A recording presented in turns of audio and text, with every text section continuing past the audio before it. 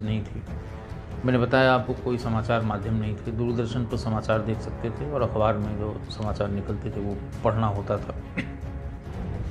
बहुत दुखी हुआ और बहुत ऐसा लगा कि कहाँ आ गए हैं, ऐसा भी होता है ये तो मैं सोच भी नहीं सकता, ऐसा सुन भी नहीं सकता। खाना खा के मैं फिर तुरंत कोतवाली गया। मैंने इंस्पेक्टर को बुलाया, इंस्पेक्टर दुद्धि थे उस समय, सम पांडे करके था लड़का, लड़के का बुजुर्ग थे, काफ़ी बुजुर्ग थे, रहीम सिंह से। तो उनसे कहा कि भाई ऐसी ऐसी बात है ये सब। तो एक झटके में उन्होंने कहा, अरे साहब ये शिकायत करती रहती हैं, ऐसे विधायक हैं। तो मैंने कहा भाई ऐसे शिकायत नहीं, महिलाएं थीं, बच्चियां थीं, वो तो कायदे से बोल भी नहीं पा रही हैं और उनकी शिकायत करने का क्या उद्देश्य होगा, ऐसा क्यों कह रही हैं। तो अगली बार में जैसे उसके बाद तो पूरी सर्विस में इस तरह के जुमले बहुत बार सुने गए, जो इंस्पेक्टर सब इंस्पेक्टर के मुँह से। बोले साहब कहाँ आप इस चक्कर में पड़ रहे हैं, इलेक्शन का टाइम है, जाने दीजिए, इलेक्शन के बाद देखेंगे। अरे मैंने कहा भाई कोई सच्चाई तो होगी, आप ये तो बता सकते हैं कि, या फिर हम ही जाएंगे पता करेंगे भी।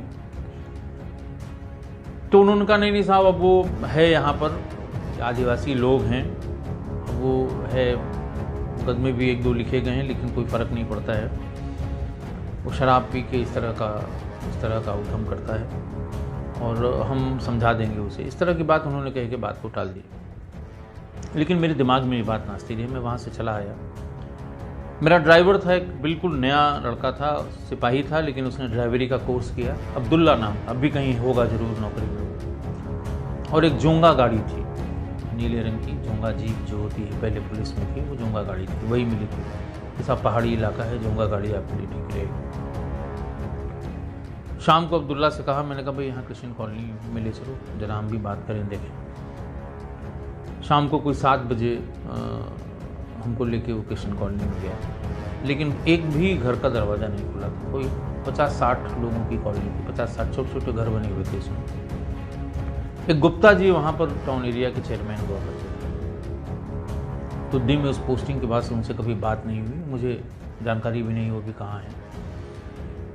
उनको भी पता लगा कि साहब सीओ साहब वहाँ तक गए हैं, वो भी पीछे पीछे आ गए। और मैंने कहा साहब यहाँ कोई हो तो उनसे मुझे बात करा दीजिए। उन्होंने कहा साहब शाम हो गई है, इस समय कोई नहीं मिलेगा, कल सुबह आप या तो आ जाइएगा, मैं इन लोगों को बता दूंगा, आपसे ऑफिस में आकर मिलेंगे। मैंने उनसे कहा कि चेयरमैन साहब ये बात तो उन्होंने सब बता दी है, मुझे सिर्फ वेरीफाई करना है और यहाँ के और दूसरे लोगों से पूछना है क्या वजह हो सकती है, हम भी तो पता करें। उन्होंने कहा साहब दिन में आइए। ये कह के फिर हम भी लौट आए, वो भी चले गए। अगले दिन ऑफिस में फिर मन नहीं लगा, कुछ देर, थोड़ी देर तक कुछ जो प्रार्थना पत्र लेके लोग प्रार्थी लोग आते हैं, उनसे बातचीत करने के बाद 12 बजे के बाद मैंने फिर वहीं जाने की सूची में वहाँ पहुँच गया। कुछ बुजुर्ग औरतें और कुछ बुजुर्ग आदमी बाहर बैठे हुए थे। वो अचानक पुलिस की जीप देख के फिर सब भीतर की तरफ आ गए। काफ़ी कन्विंस करने पर लोग बाहर निकले। मैं उनकी चारपाई पर बैठ गया, उनसे बातचीत की। मेरा आशय ये था कि जो कल महिलाएं आई थीं, वो जो बात बता रही थीं उसमें कितनी सत्यता है। धीरे धीरे लोग खुले। सिपाहियों को जो हमराह थे उनको देख के थोड़ा हिचक रहे थे, उनको भी हटा दिया। फिर उन्होंने मन खोल के अपनी बात बताई कि साहब ऐसा होता है और बच्चियों का तो जीना दूभर हो गया है, सब कोई कह नहीं सकता इनके भाई विधायक हैं। ये बात तय हो गई कि ऐसा वहाँ होता है। 2 दिन पहले भी हुआ था, 2 हफ्ते पहले भी हुआ था, 2 महीने पहले भी हुआ था। बहुत कष्ट हुआ। वहाँ से फिर मैं फिर थाने पर गया, इंस्पेक्टर से बात की कि मैं भाई कॉलोनी में हो के आ रहा हूँ, ये घटना बिल्कुल सही है, आप मुकदमा लिख दीजिए। अरे उन्होंने कहा साहब अभी इलेक्शन का टाइम है, वो फिर से इलेक्शन लड़ रहे हैं, अनावश्यक बात हो जाएगी, आप क्यों इस चक्कर में पड़े हैं, आप नए अधिकारी हैं, बहुत लंबी सर्विस है, कहाँ इस चक्कर में पड़े हैं। ये अमूमन जो पुराने इंस्पेक्टर्स हैं या पुराने सब इंस्पेक्टर्स हैं, ये बात किसी भी नए अधिकारी को कह देते हैं, वो चाहे जिस स्तर का अधिकारी हो। लौटा मैंने अब्दुल्ला से कहा कि अब्दुल्ला ज़रा पता करो, इसको पहचानो कौन आदमी है, कहाँ मिलेगा। 3-4 दिन बाद ही शाम को अब्दुल्ला गाड़ी से बिल्कुल भागता हुआ आया, रोका उसने कहा साहब वो शराब पी के निकला है और उसी सड़क पे दिखाई दे रहा है, 2 लोग उसके साथ में। मैंने कहा मैं भी चल रहा हूँ, मैं भी ज़रा पहचान लूँ उसको। मैं जब तक वहाँ तैयार होके निकलता, बहुत बड़ी रोड नहीं, बहुत बड़ा कस्बा नहीं, बहुत छोटा कस्बा था, वो वहाँ से निकल चुका था। लेकिन धुन सवार थी कि आखिर ये कौन आदमी है और ऐसा क्यों करता है, इतना बड़ा आतंक, बच्चियों के साथ इतनी गंभीर घटनाएं। उनका मतलब लगभग बताते हैं हर दिन लोगों ने ये बताया। बाद में दबी जुबान से गुप्ता जी ने भी बताया, जो चेयरमैन थे टाउन एरिया, कि साहब कोई दिन नहीं बचता, लेकिन किसी की हिम्मत नहीं थी। खैर वहाँ से हम लोग गए। अब्दुल्ला को मेरे साथ एक सिपाही से इसको पता कि कहाँ गया होगा। उसने बताया सब शराब पिए हुए था, 2 लोग उसके साथ थे और पैदल ही जा रहा था। आधे घंटे में फिर वो सूचना लेके आया कि साहब वो कन्हर नदी पे कोई पुल नहीं था उस समय। हम लोग अगर कोन थाने पे या भिंडमगंज थाने पे जाना चाहें तो पानी में से होके जाना होगा। गाड़ी को उसी कन्हर नदी में चला के उस पार ले जाते थे, उस पार से फिर वहाँ जा सकते थे। ये पता लगने पे कि वो वहाँ पहुँच गया है, कन्हर क्रॉस कर गया है, हम लोग फिर वहाँ से गए। आगे जाके विंडमगंज पुलिस चौकी जहाँ है, उससे पहले एक छोटा सा बैरियर लगा है बिहार के बॉर्डर से, जो लोग भीतर घुसते हैं उनको चेक करने के लिए। वहाँ 2 सिपाही बैठे हुए थे। उनसे पूछा गया, उसने कहा साहब एक 2 नाली बंदूक या 1 नाली बंदूक लिए हुए 2 आदमी, वो थोड़ी देर पहले इधर से निकले हैं और वो एक मोटरसाइकिल उनके पास थी। वहाँ गुस्से में मैं भी और मेरा ड्राइवर अब्दुल्ला भी, मैंने इंस्पेक्टर को सेट पे कॉल किया और ये बताया गया था इंस्पेक्टर हेडक्वार्टर में नहीं है मौजूद यहाँ पर, आने पर या संपर्क होने पर उन्हें भेजा जाएगा। चौकी इंचार्ज विंडमगंज थे, बुजुर्ग सा आदमी था, एक आजमगढ़ का रहने वाला था, यादव, पुराने ज़माने के जैसे दरोगा होते हैं। मैंने कहा भाई ऐसी ऐसी बात है और ऐसा आदमी है।